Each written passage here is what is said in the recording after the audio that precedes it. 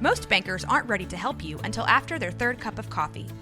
But with Central National Bank's after-hours service, you don't have to wait for the bank lobby to open to get help. You can contact us from 6 to 8:30 in the morning or from 5 to 10 in the evening, and we'll connect you to a real, live, local person who can answer questions and fix problems 7 days a week. Bank different. Bank Central. Central National Bank. Member FDIC. This is a Rogue Media Network podcast.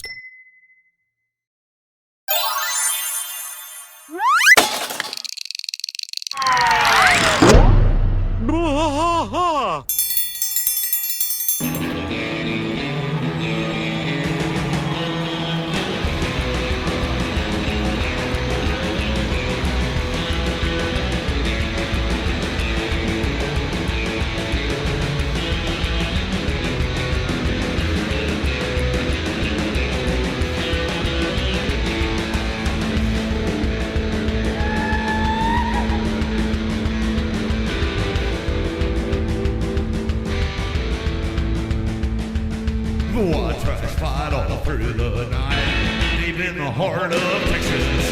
The trailer park is nice and dark, deep in the heart of Texas. That drinks his brew and he spits his chew, deep in the heart of Texas. The TV blares, but no one cares, deep in the heart of Texas. Here we go!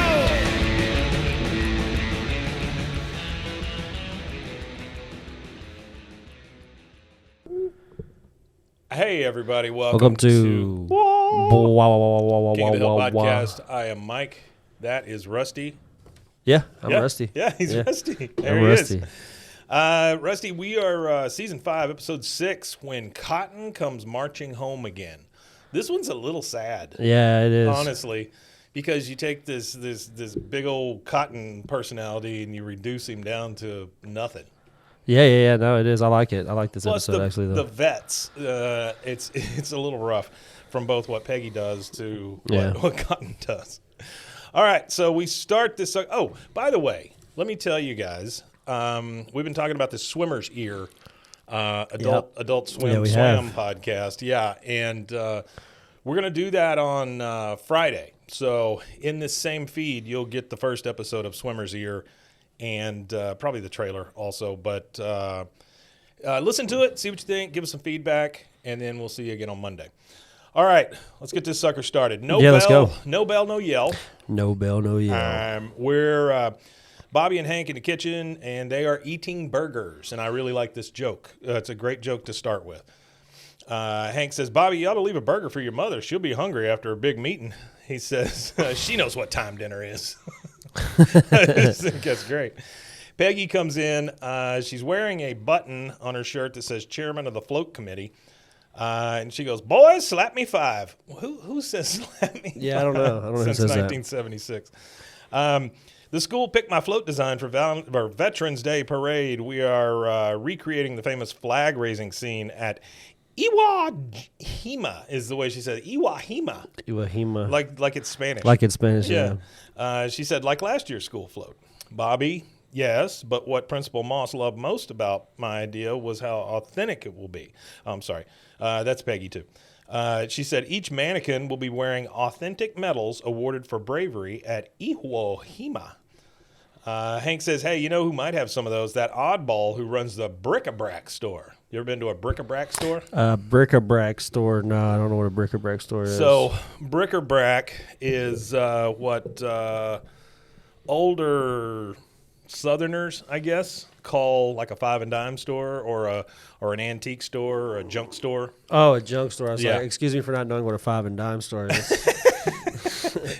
I saw you ride in here on your giant one-wheel bicycle, so I figured you would know what that was. You always carrying a typewriter around. Yeah, the bric-a-brac. Now, there was a funny video that I saw where a professor had told students they couldn't take a computer to class, no laptops, no tablets. Mm-hmm. So there's the kid that's recording the class, and then he like pans the class, and then over here you can hear this kid beating. It's way louder than a laptop would ever be, beating on a typewriter, and it's because it's like every time the teacher starts to talk, he starts to click on it, like he's and taking notes then he hits it. And it's like ding, and it like echoes throughout the whole auditorium they're in. That's very funny. That one, and then the guy who wears a hoodie with a mannequin head with glasses on, and he's typing on his laptop. All right. So, you know who might have some of those is that oddball who runs that bric-a-brac store.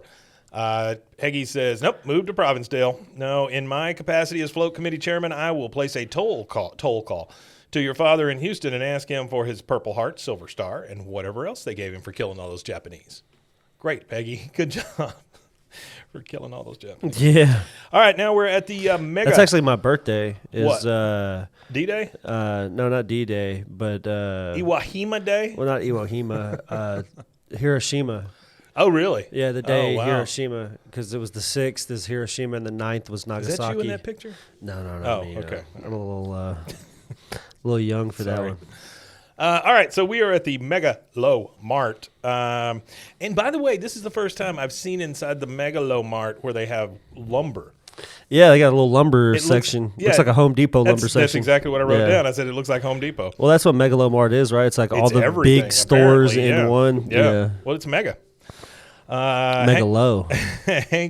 Hank's petting a piece of pine wood, and he says, boy, this is choice cut of North Carolina pine. It'd be a perfect wood to honor our veterans. Peggy says, it will be under 600 pounds of sand. Don't blow up our budget, Hank. Use that. And she points at particle board. Hank's like, particle board? Yeah, if you want to throw your float out in 5 or 10 years. Who's keeping a float around for 10 years?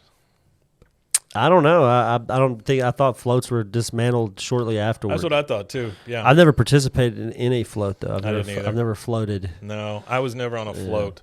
I like big red floats. I like root beer floats. Yeah, I like root beer floats too.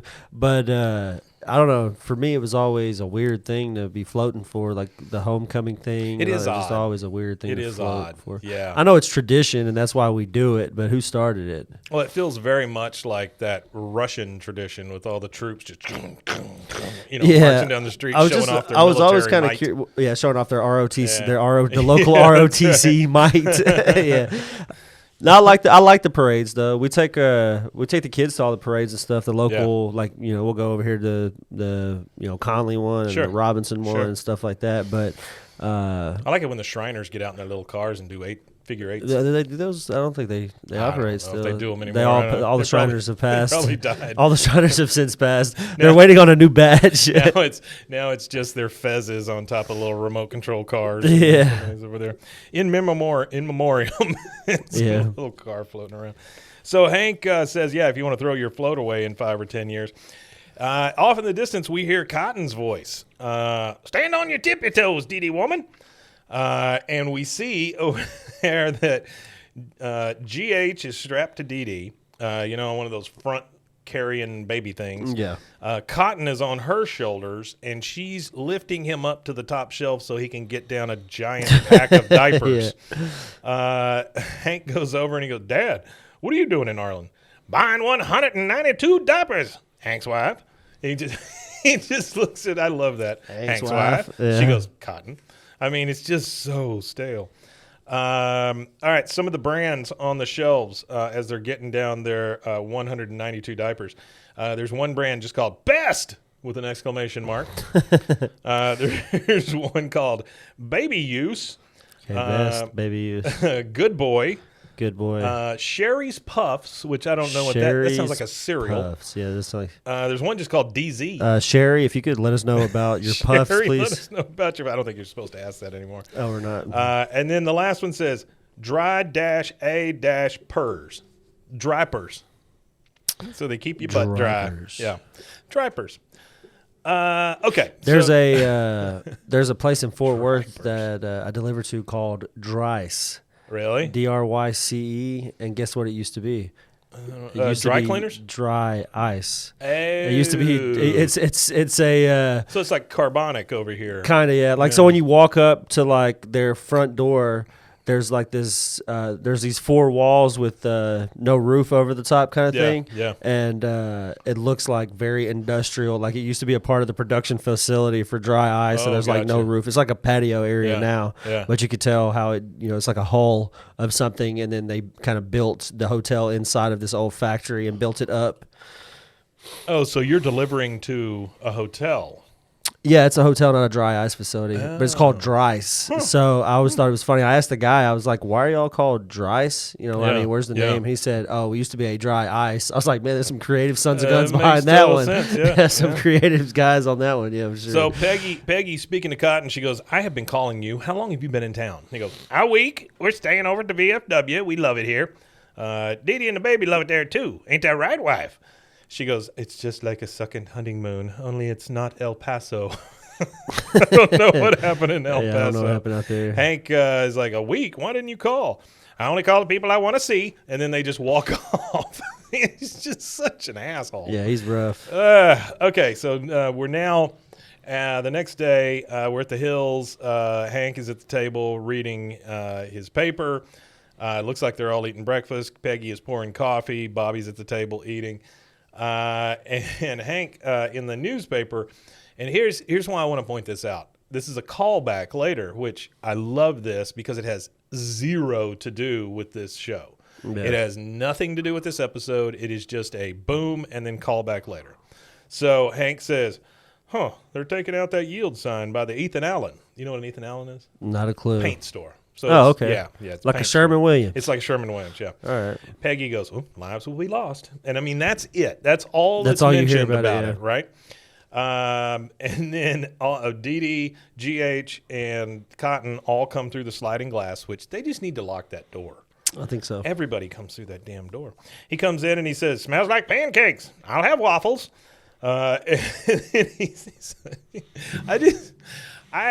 If anybody in my life was this way, I would just tell him to get the hell out. I don't care who it is. Yeah, he's a rough guy. He's definitely rough. Smells like pancakes. I'll have waffles. Well, no, fucker, you'll eat what I'm fixing. You'll eat That's what I'm fixing, yeah. Well, isn't pancakes and waffles the same thing? It's the same thing, but that's not what she's fixing. You know? I mean, you got to get the waffle maker out and do all that crap. I'd just give him a holy-ass pancake is what I'd do. I'd just put some holes in a pancake. Is there such thing as like a waffle press where it's like you set it down on the skillet and it just like... I don't think so, but that's not a bad idea because it would get like crispy. You know? Yeah. Waffle press. We might have to edit that out. That's our first product. We might have to edit that out. Yeah. Trademark. Stealing our ideas. Mason, send that idea to us in the mail. Okay, so Bobby speaks up and he said, "Grandpa, I was wondering when I'd get to see you. And how's my Uncle G.H.?" He's kind of tickling the baby. Yeah. "Waffles! Where's my waffles?" Peggy says, "They're coming right up." And Cotton, and she gets nice. She's like, "Can I borrow your war medals for my float, please?" "What? I need them medals. I'll be wearing them in the Veterans Parade." Hank says, "That's right, Bobby. Your granddad carries the flag every year down in Houston." Cotton says, "Not this year, Bobby. I'll be marching here in Ireland with my war buddies. Topsy, Brooklyn, Fat Brooklyn, and, of course, Erwin Linkler." Erwin Linkler, yeah. Erwin Linker. Hank says, "What happened to Lucky? Dead?" Yeah, it's funny. So deadpan how it delivered. Dead. Yeah. All right, now we're in the driveway with Hank, Bobby, Luann, Boomhauer standing there watching. Dale and Bill are pouring sand from a trash can onto the float board. So the little, what do you call those things? Streamers, whatever it is, are around the float. Yeah. The wheels are on, all that stuff. It's just flat, though, right now. So they're pouring a bunch of sand on it. Isn't it called like a skirt? Yeah, there you go. That's good. And so Hank and them are watching. Hank goes, "Good going, Dale. That looks like some top-quality sand you got there." And, of course, Dale, "Yeah, they won't be building any sand castles over at Staubach Elementary this week." And as they're pouring it, one of the little shovels falls out. Peggy, look what I see. She comes around the corner. She is driving a Tom Landry Middle School tractor. And she comes around the corner saying, "Look what I signed out for the weekend. It might not shift out a second, but it'll tow 8 city blocks." Okay, great. Yeah. All of them just kind of stare. And Dale says, or if we attach a steel extrusion to the front, we could push the float. Everybody just kind of stares at him. He goes, am I the only one who allows his mind to prance outside of the box? Such a Dale thing to say. It is a very Dale thing to say. All right, now we're at the VFW. Peggy is coming up the stairs. She knocks on the door up top, kind of opens it and goes, hello, Cotton? She's looking around. And here comes Didi. Peggy, my stepdaughter-in-law, why are you here? Peggy says, well, I came across this box of brand new cigars, and I know how much Cotton enjoys cigars. Didi says, these are not Cotton's brand. He won't like them, but I do. I'll smoke them. So the funniest thing to me is when she lights up a cigar and just sits there and smokes a cigar. It's just ridiculous. And at the VFW on the wall, there was this is from Artie.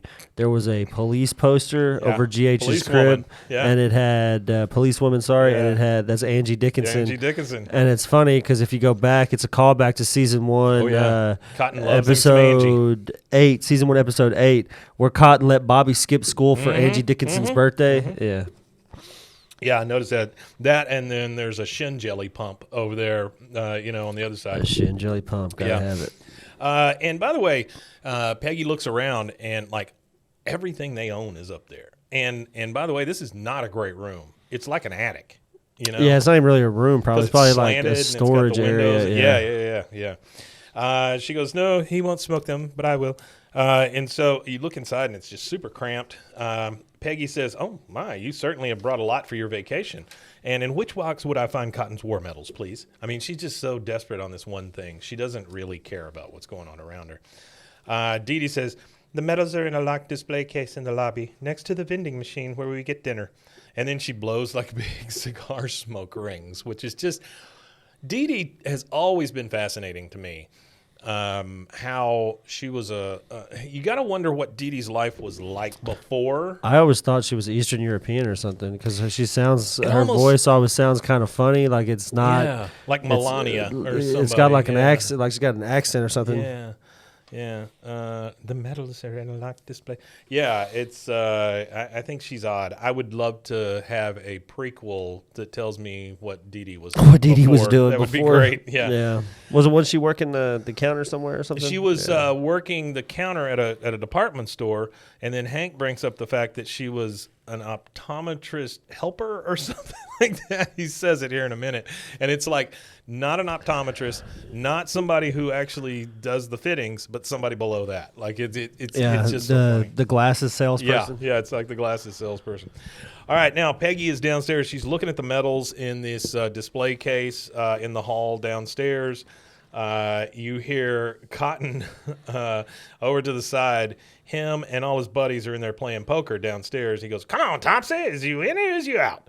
Topsy's, there's a rich pot, I've old. I love Topsy. Peggy comes over, yoo-hoo, Dad. When the hell does she call him Dad? That's the first time ever. That's another artifact for us. So Peggy calls Cotton Dad for the first and only time ever. Because she wants something from him. That's the only reason she's doing it. Yeah, for sure. All the others vets go, oh, entertainment's here. Take your top off. It's their immediate thing. Hank's Take wife. off your top. It's Hank's wife. What do you want? I'm up 8 cents. 8 cents. He's up 8 cents. Peggy says, well, I noticed your authentic war medals in the lobby display. Right. You want my medals? Okay, I'll give them to you. Cost you $200 a day. There's only one way you can make that, except you're 20 years too old and 20 pounds too skinny. Wow. All the guys at the table, they laugh. Peggy says, Cotton Hill, I do not know what I hate more about you, the way you talk to me or the way you treat your wife and your little child. He says, well, think about it, and just goes right back to the game. Golly. Just think about it. Yeah, he don't care. Oh, my God. Peggy just storms off. Well, and says selfish or whatever. But that's the thing is even though Peggy's calling him selfish, the only reason why she wants his medals is for her own selfish whatever. Absolutely, because she wants to be the big man on campus at the floats. And she's not. She's not going to be. No, she does something terrible. Absolutely. Now we're in bed with Peggy and Pank. Peggy and Hank.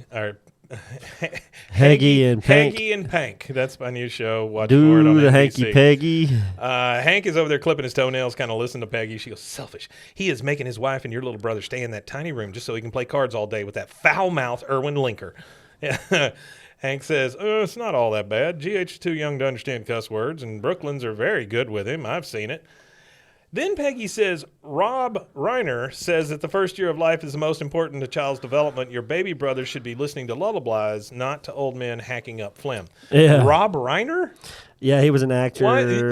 I mean, I know who Rob Reiner is, but yeah. why is he giving child advice? Well, here you go. Okay. So Rob Reiner, he was in Meathead. Yeah. In All the Family. He was Meathead. He was Meathead. Yeah. He was also directed Stand By Me. He also directed Spinal Tap. Spinal Tap as Yeah. well, but Stand By Me was I feel big like more.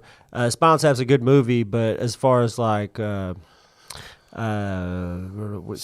Critical, like a very critically good movie. Well, big budget. Stand By Me, that big kind of thing. budget. Stephen King, short story. Big all of big that. name Yeah. guys in it. He had some. What was it? Corey Feldman, Joaquin River Phoenix. Aren't both the Coreys in it?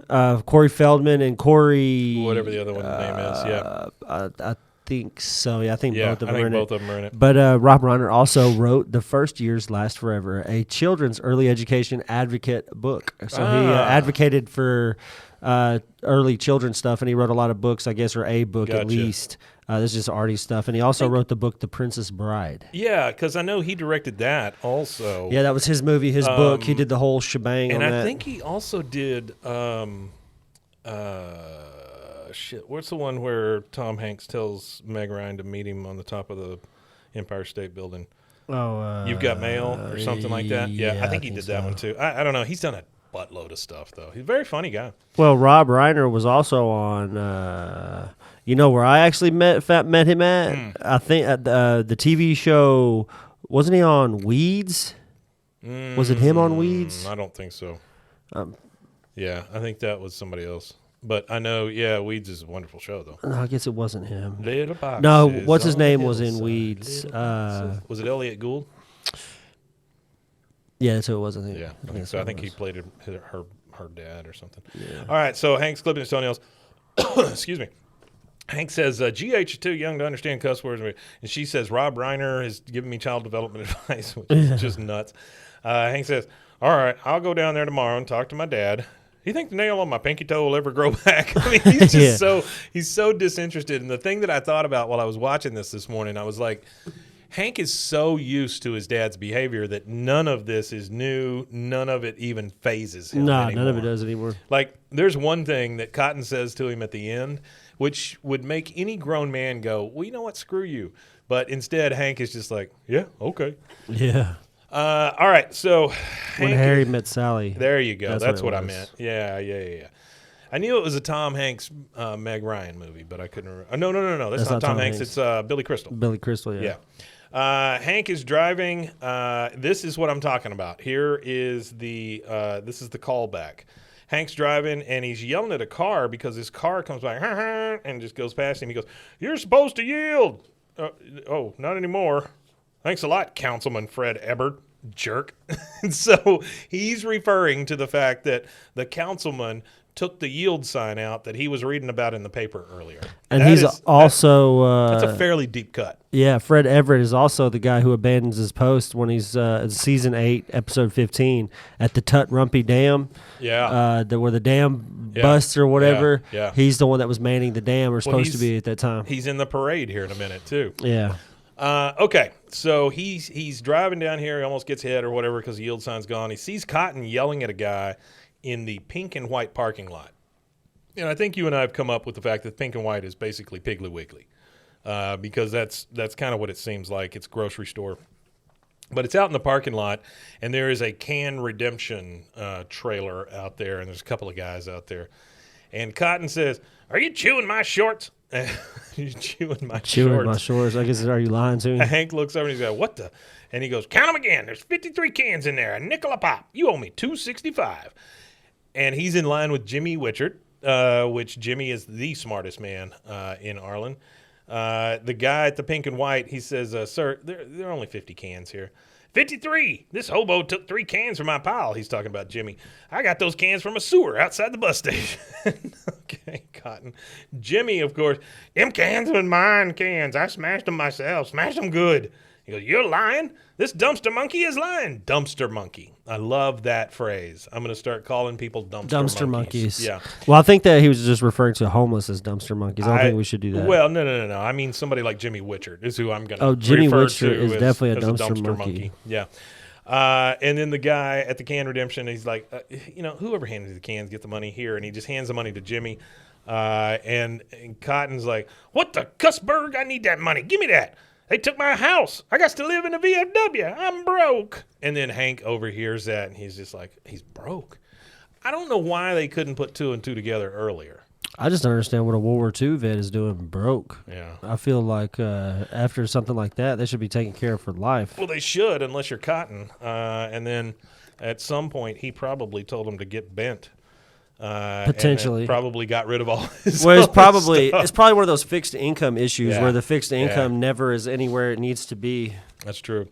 All right, Hank has just found out his dad is homeless, and we're going to take that to the commercial break, and we'll be right back. Right back. All right, and we are back. We are at the VFW now in the attic. Hank is in there talking to Cotton, Didi, and G.H. And he goes, you have no money? You lost a house in Houston? How could you let this happen? Did you blow it all on exotic dancers? And that's a very real possibility. That is a possibility, yeah.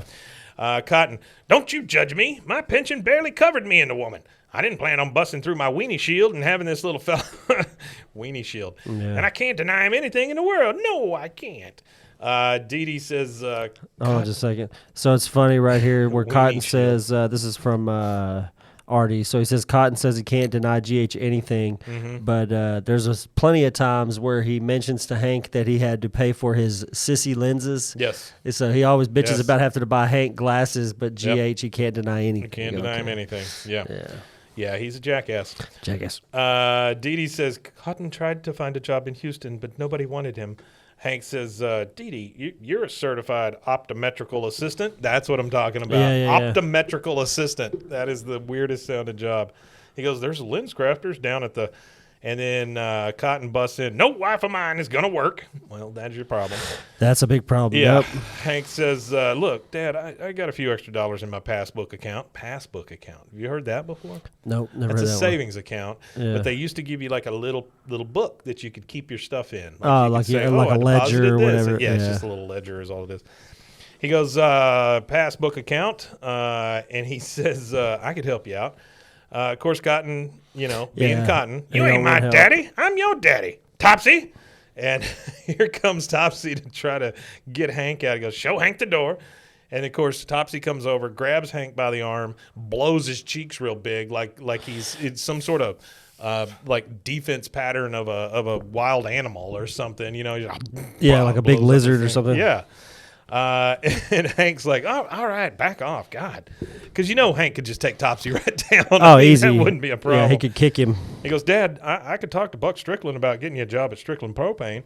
I don't need your charity job. I got me an interview tomorrow. Getting back into the insulation business. Same work that kept your mother in JCPenney skirts and paid for your glasses all them years. 4 eyes. See, here we go. Just calls him 4 eyes to his face. That's rough. All right, now we're at the... that was something that never bothered me growing up. 4 eyes? Have you wore glasses your whole life pretty much? I think I started wearing them when I was like 12. 12, yeah. I was probably younger than that, but like 4th grade. So I was probably like 9, 10, somewhere around there. Yeah. But when people would always say 4 eyes, and I'm like... 4 eyes are better than 2. Fuck you. Like, what are you saying? 4 eyes. What does it even mean? Nothing. Yeah. I have 2 eyes. I happen to have lenses. I just never understood the 4 eyes. It's very thing. lazy. Is what it is. Well, not only is it lazy, bullies are usually lazy. It wasn't even anatomically correct. I don't have an extra pair of eyes. I have lenses I have to look through to help my piss poor eyes behind the lenses. It's absolutely just say, hey, piss poor eyeballs. Like that's funny. Like that's hilarious. Like make fun of my eyes or something. Like your eyes are broke. Your eyes suck. Yeah, I mean that's even funnier than 4 eyes. Your eyes suck. Funny, yeah, I like that. I have a buddy that I play video games and stuff with online, or chat with. I don't play games with him, but he has a some kind of condition with his eyes where he's losing all his vision and stuff. And that's what I tell him all the time. Your eyes suck. All right. So we are, I'm assuming this is the next day. We're at the ABC Insulation Company.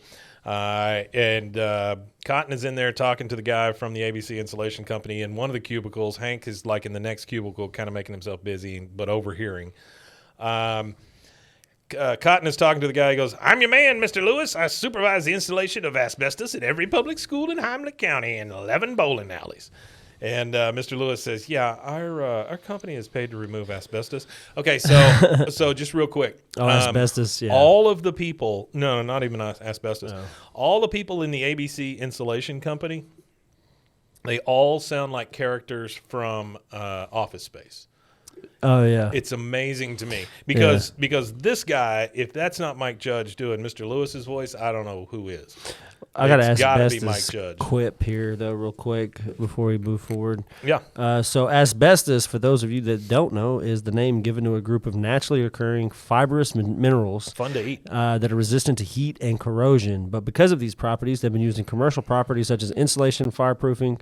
They use them in racing brakes. Use asbestos and stuff like that, and some wallboard materials. Well, they withstand an enormous amount of heat. Yeah, they can. But there's a big issue with I'd say it's an issue. Asbestos. So if you breathe it, you can increase the risk of several diseases. Got a little cancer in it. Asbestosis, mesothelioma, and lung cancer. And I know y'all have seen those commercials on TV. if you or your loved one has been exposed, affected by mesothelioma, or has been exposed to exposed to asbestos and has come down with the mesothelioma, call this number 1-800-mesothelioma.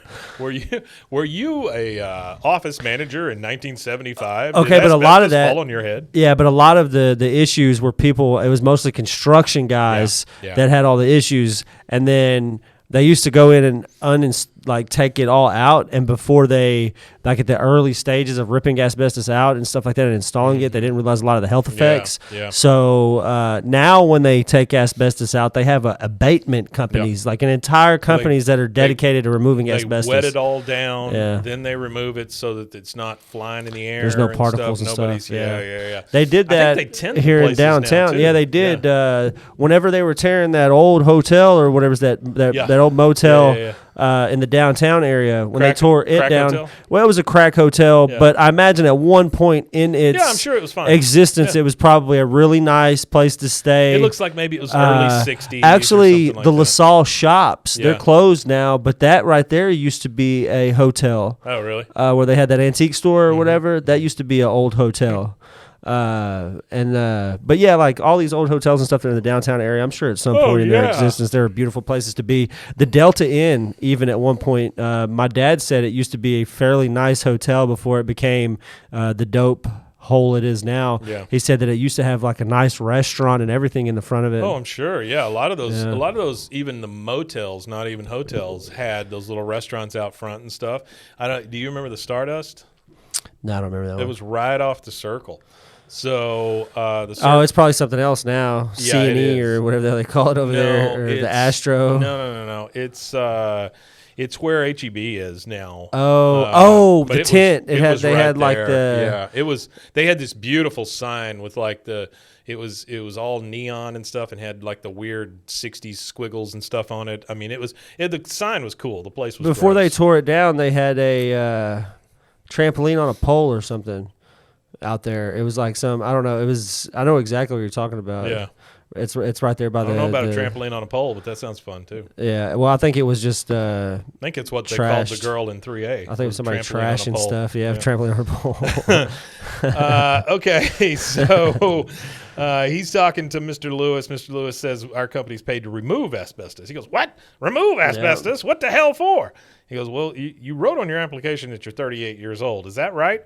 "Indeed. I look older because the Japanese shot my shins off in the war." He's like, "Which war?" "Gulf War." "Well, the Japanese didn't shoot your shins off in the Gulf War." And then Hank looks over the cubicle and he goes, "Hey, now hold on there. You can't ask an applicant his age." And Mr. Lewis looks up at me and he's like, "I'm sorry, who is this?" He goes, "I'm his son." Yeah, and for those of you watching, that would be the first Gulf War. That would be George H.W.'s war. And then his son would go back to finish it, and later on. Cotton says after he says, "I'm sorry, who's this?" He goes, "I'm his son." He goes, "Gulf War, baby. Saddam's chemicals made him freakishly large." Yeah. And then Mr. Lewis says, yeah, we'll be sure to give you a call. And then you just see it. As much as Cotton is an ass, it's hard to see him sad. Yeah. Because he's always so confident. But he's definitely sad here. Okay, next thing we see, we're at Burton's Corporation headquarters in the back, and Hank is unloading some propane tanks there. And Mr. Burton says, I tell you, Hank, ever since you sold me those propane patio heaters, people have been eating outside, even when it's cold. And Mr. Burton's standing there with kind of a clipboard. He's been taking inventory as he's bringing it in. Hank says, clean, even heating is just one of the 14 reasons. And he goes, yeah. I remember your toast at my daughter's wedding. Wow. That's awful, Hank. Goes, he would be the one, though, to do that at a wedding. Yeah, the guy says, now listen, if there's ever anything I can do for you, just give me a holler. He goes, well, Mr. Burton, are you a fan of World War II heroes? And so you know what he's asking for. Yeah. Now we're at Burton's Prime Rib, which I'm assuming is what all that propane was for. It's a prime rib steakhouse, right? The manager is speaking to Cotton, who obviously Hank has gotten a job there. And the manager says, so you're my Uncle Bert's new hire. This is your stool. When people come in, you give them a special greeting. Did you learn the special greeting? He goes, I studied on it. All right, good for you. Break time's in an hour. You get 3 ounces of beef or 5 ounces of chicken and 1 starch. And then he just walks off. Cotton, it's so I don't want to say sad necessarily because he has to waddle over to the little stool, Yeah. Then he has to jump up on the stool. I mean, it's rough. Well, I think what it really I don't know if this was their intent or not, but what I get from it is it's showing how mistreated Sure.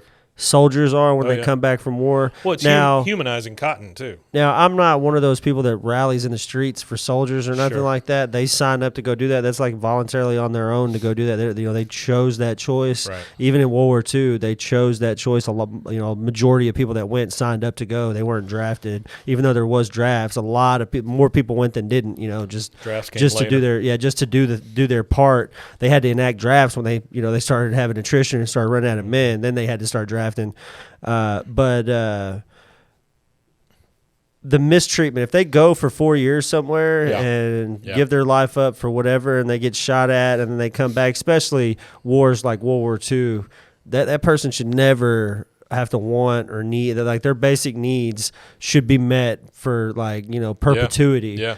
And if we can protect ex-presidents who have been impeached with Secret Service for the rest of their life, then we can protect these guys. Yeah, we did it for Nixon. That's all there is to it. Even Nixon had when he was Clinton, impeached. Everybody. I mean, anybody who's all impeached, of them. They all have their and then money too. They get that pension afterwards. So it's crazy to think that we could give a guy that doesn't really do much of anything. Well, my buddy Melvin, he was in the Marines for 22 years. The only thing he gets out of that is he gets to go to the VA. That's pretty much it, Yeah. I mean, he doesn't get a thing. He doesn't get, unless you're hurt in the military, you usually don't get anything. Yeah, you don't get very much anyway, yeah. Okay, so 3 ounces of beef or 5 ounces of chicken and 1 starch. A little bit later, you see time pass. 2 guys come through the doors. Cotton jumps down. Welcome to Burton's. The hostess will seat you. Points at the girl on the thing. She sits him down. Then a family comes in. He goes, welcome to Burton's. The hostess will seat you. He looks over and she's not there because she's seating the other 2 guys. And he goes, oh, she's tied up momentarily, right this way. And then he starts waddling them to a table. Manager comes out and goes, whoa, what are you doing? He goes, they was waiting. I'm showing them to a table. He goes, that's the hostess's job. You're a greeter. Now, please return to your stool.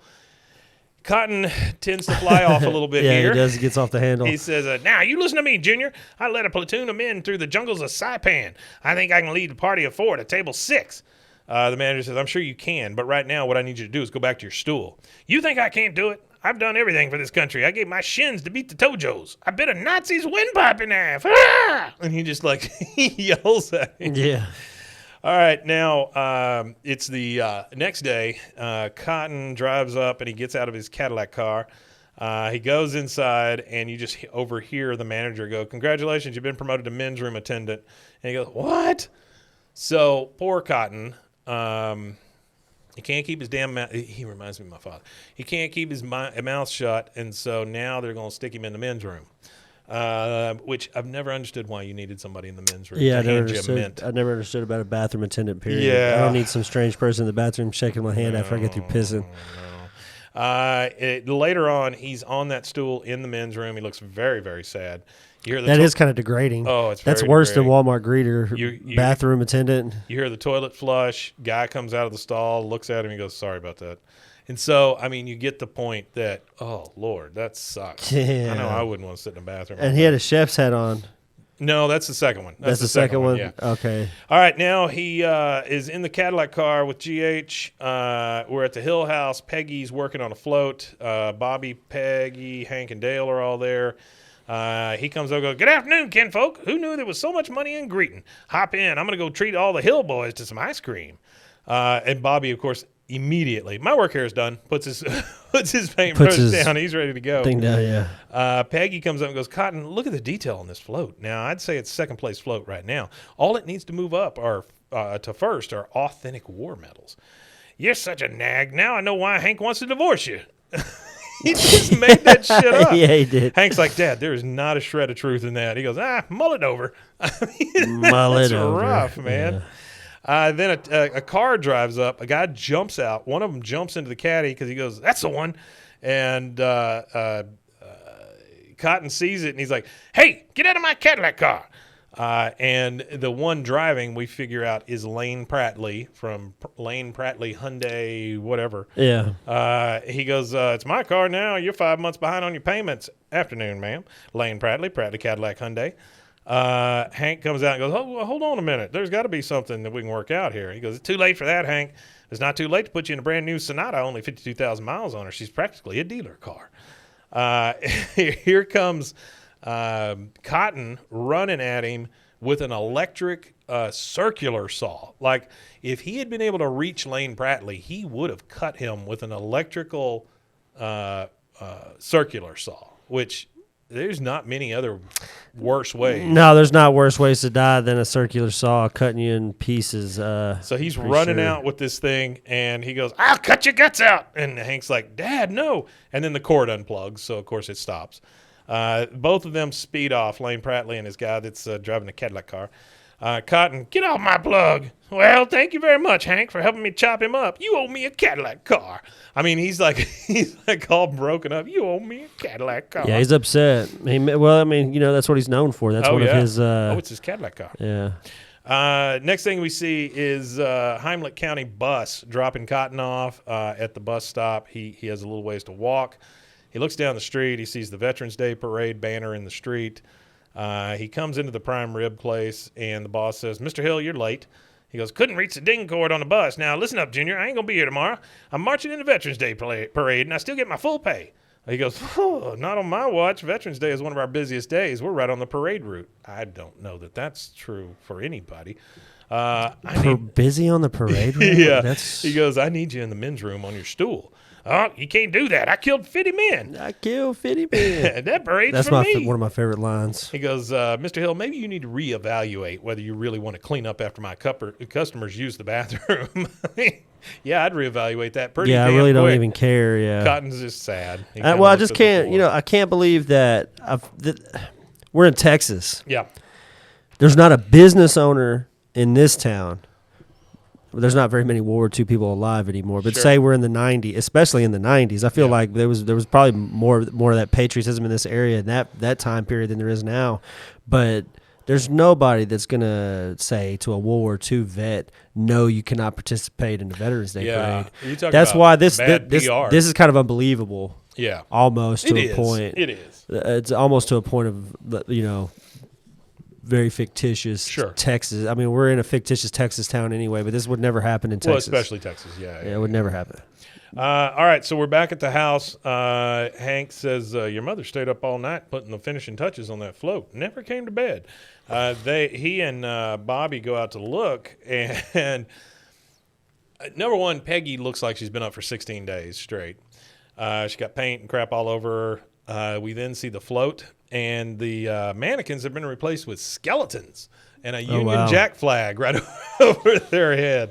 Yeah, and it's I don't know, it's very artistic. It's like an art piece talking about the futility of war almost. Hank says, you put skeletons on Iwo Jima?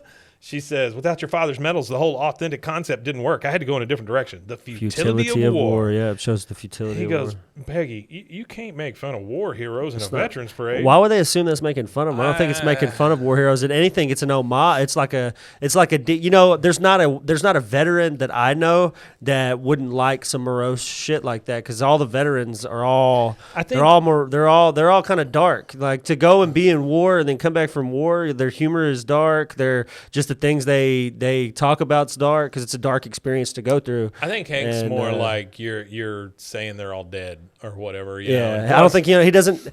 What this shows is Hank doesn't understand the nuance of art. He doesn't have subtle. He doesn't understand the subtleties or the nuances of the art. He goes, "Those are skeletons, Peggy." She goes, "Old Halloween decorations were the best I could do at 4 a.m., Hank." Didi comes out and she goes, "Sorry, I'm late. I had to take 3 buses, one to get here, one to get back and get GH, then one to get here." she forgot the baby.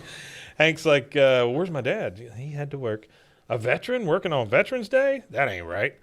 So the next thing we see is Sad Cotton watching out the window in the bathroom at the parade route. Guy comes out, flushes the toilet, puts on the chef hat, and goes straight out. Doesn't wash his hands. Yeah, we're gonna say the chef did not wash his hands here. Cotton gets up from his stool, goes, and he's going to clean the toilet now that the guy's been done. Hank comes in and goes, "Dad, you in here? They said you were back here." He closes the door real quick and pretends like he's going to the bathroom. He says, "I'm on my break from my greeter's job. What do you want? I'm busy." He says, "I stopped by the VFW and picked up your dress uniform, your marching shoes." He goes, "I can't march today. I'm too much of a big man here. Got too much responsibility." He goes, "Dad, you're the greatest war hero Arlen's ever seen. You should be marching in that parade." He goes, "Can't." And then, and then you just see like his little shoes dangling off the toilet under the door. Yeah. Hank says, "I'm just going to leave your uniform on this bar stool if you change your mind." And you just see Sad Cotton on the toilet. All right, now we're on the parade route. All the guys and everybody are standing over there on the parade route watching the parade. Bill is eating a very big cotton candy, and he goes, "Oh, there he is." He's pointing at somebody. And then he's eating at his cotton candy, and there's this old lady in front of him with big blue hair, and he ends up eating on her hair. Which that's pretty rough. That is rough. She turns around and goes, "I beg your pardon." He goes, "Oh, sorry."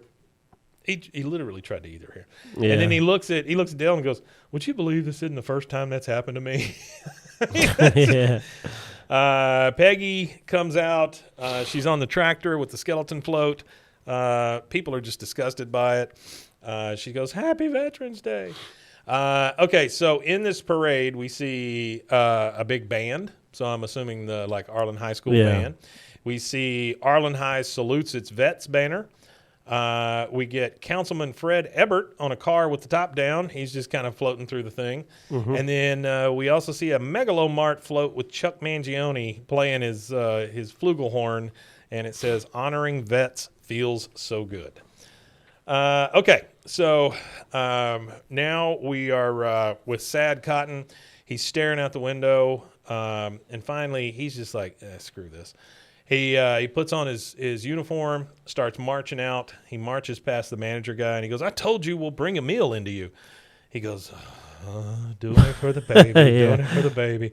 And so he goes back. He's staring out the window again, and he sees the Cadillac go by with Lane Prattley in it, dressed like Douglas MacArthur, driving around his Cadillac car. And he goes, "Oh, my Cadillac car. He clowned up. I'll get that son of a bitch." Yeah, and he's dressed up like George Patton. Either Patton or Douglas MacArthur. Yeah, one Douglas or the other. MacArthur, one of the two. They're similar, yeah. He's got that pipe. Anyway, he crawls out the window. You see Hank, and he's like, "Oh, good, there's my dad. He decided to join the parade after all."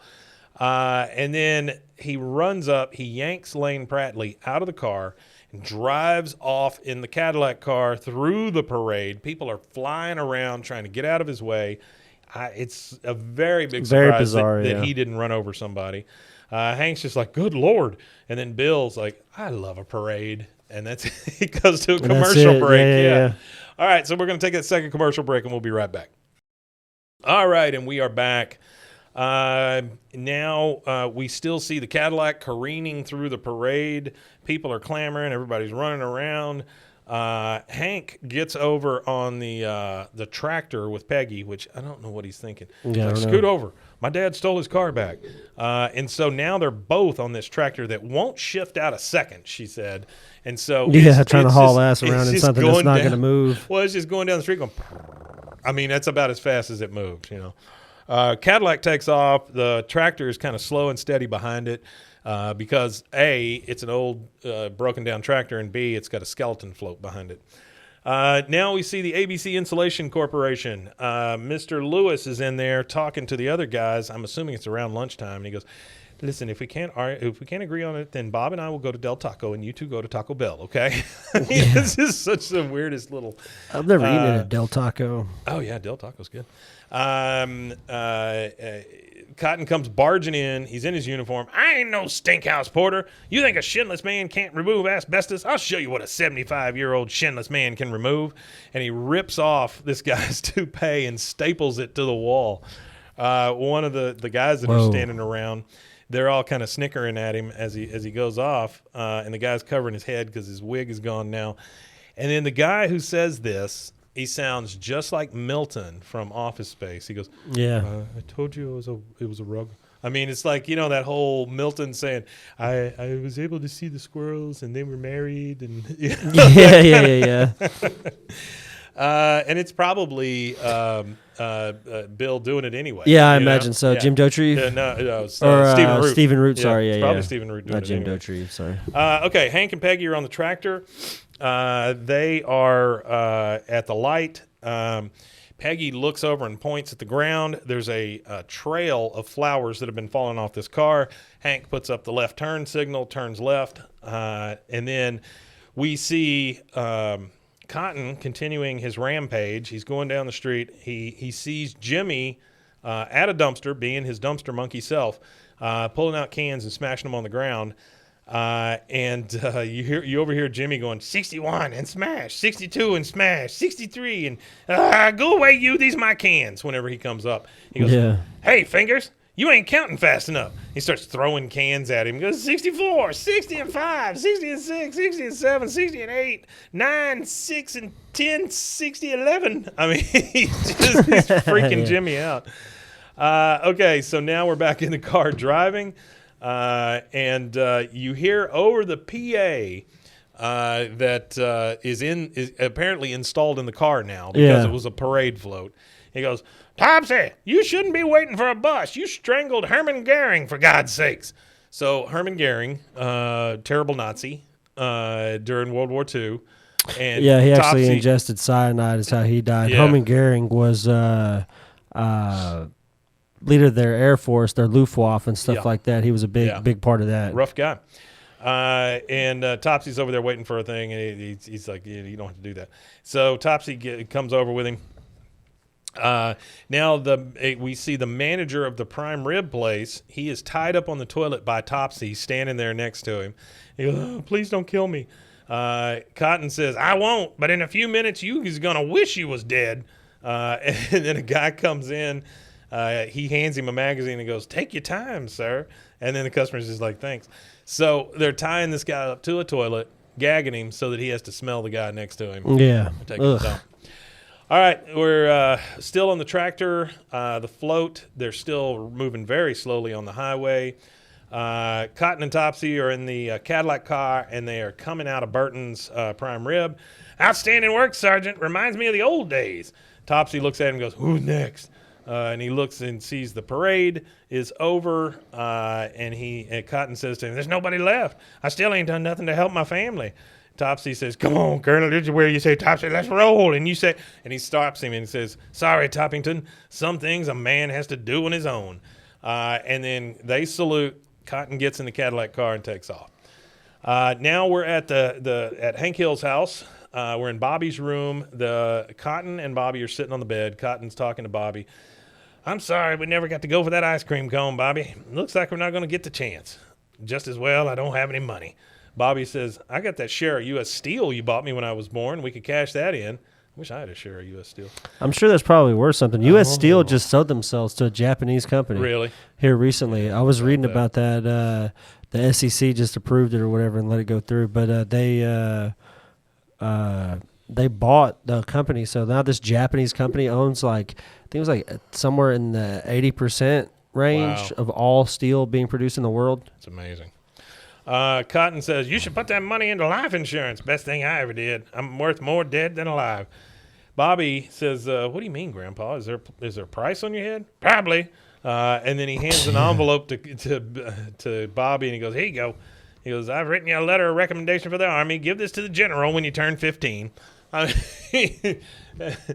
the best plan he has for Bobby. Here's a letter so that you can get in the Army, which I'm not sure who they're turning down, and give this letter to the general when you turn 15. Next, we see Cotton at the VFW. He's getting the medals from the case, and he also grabs a handgun. Peggy and Hank pull up on the tractor back at their house. All the guys are in the alley. Bobby comes running out and goes, Dad, Grandpa was just here. He was acting all weird. He kept talking about how important it was to have life insurance. Dale says, the colonel asked me for some ammunition, which due to the spectacular failure of Y2K, I had plenty of. Hank says, knowing you gave it all to him. He goes, no, I tried to, but he said he only needed one bullet, which, I think we all know what that means. Hank says, yep, one bullet. Real dark. Damn it, Dale. And he kind of runs off. Next, we see Cotton loading the gun, looking in the mirror. He's got that one bullet. Obviously, he's about to off himself. Yeah. Didi and G.H. bust in.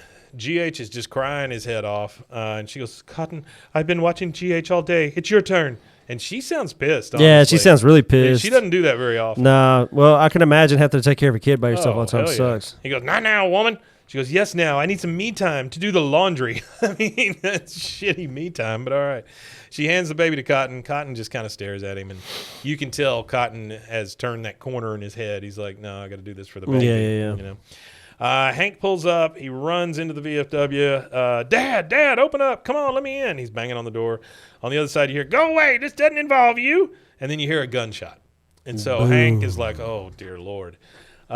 He goes, Dad, and he busts down the door, and you see Cotton. You just see his back. You see smoke coming up on the other side. Mm-hmm. But then he turns, and you see the baby is wearing big ear protection. Earmuffs with a big old pistol in his hand. And he's got a pistol in his hand, and there's a hole in the mattress. Yeah. He goes, just thought the boy had a fire gun. Look at him. He loves to shoot.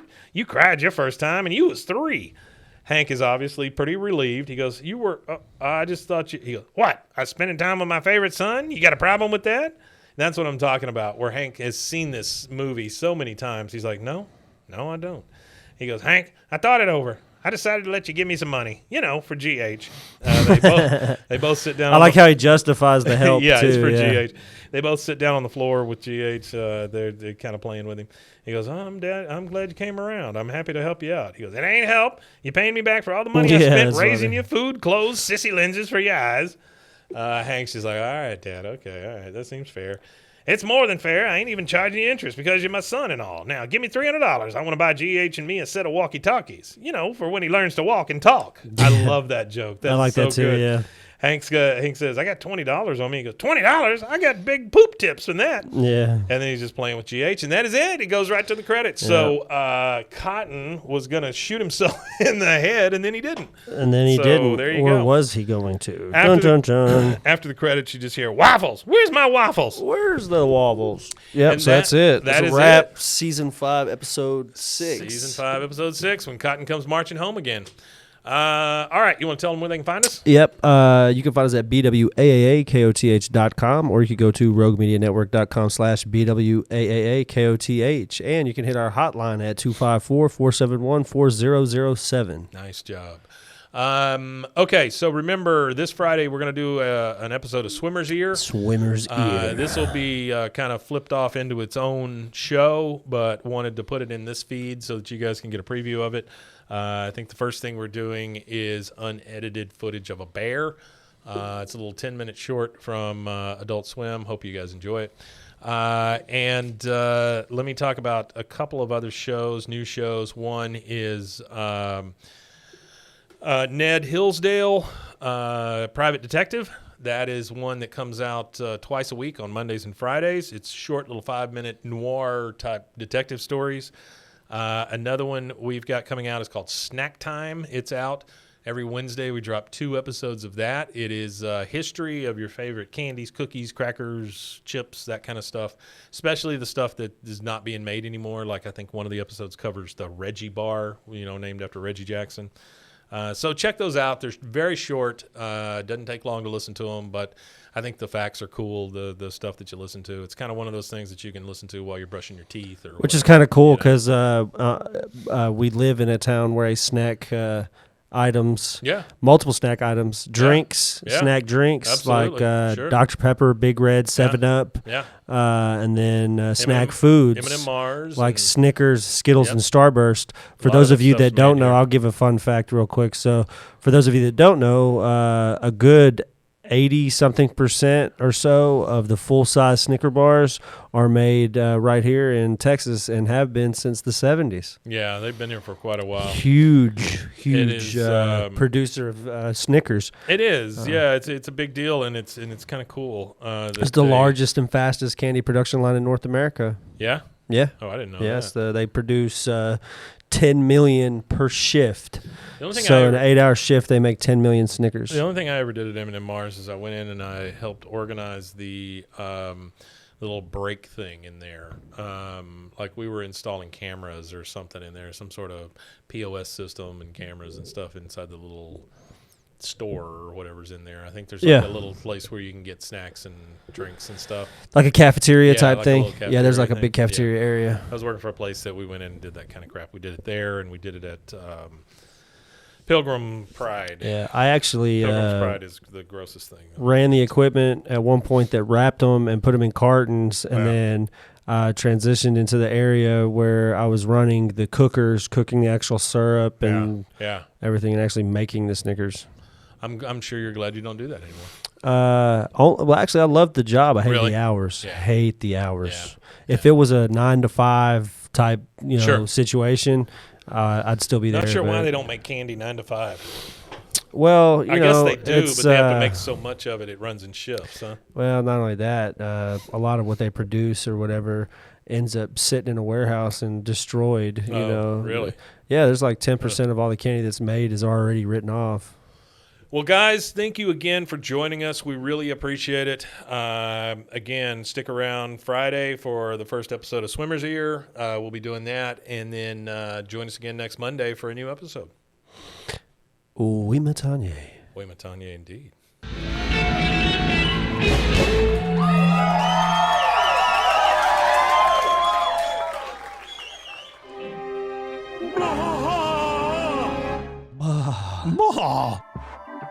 This has been a Rogue Media Network production.